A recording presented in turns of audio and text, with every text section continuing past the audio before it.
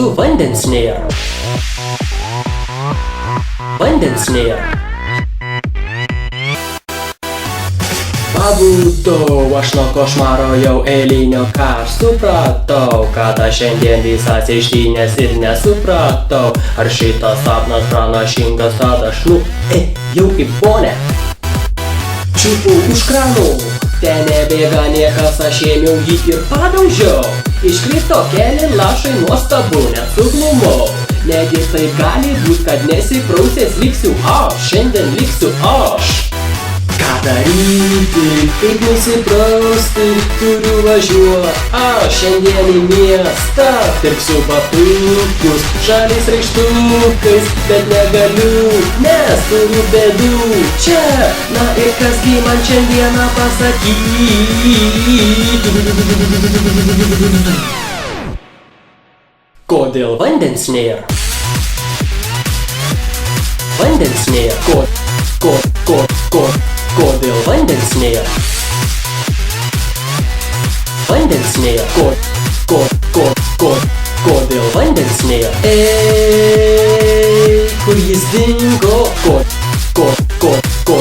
Kodėl vandens nėra? Kur jis dingo?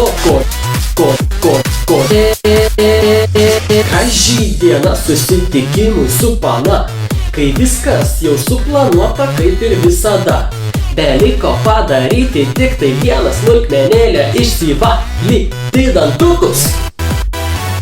Stoviu aš, o priešais veidrodį vonioja ir raitau rankas. Kai dantų pastą atsukioju, imu šepetėlį, dantų kišu po kranu ir suprantu, nieks nevyks, ogi nieks nevyks.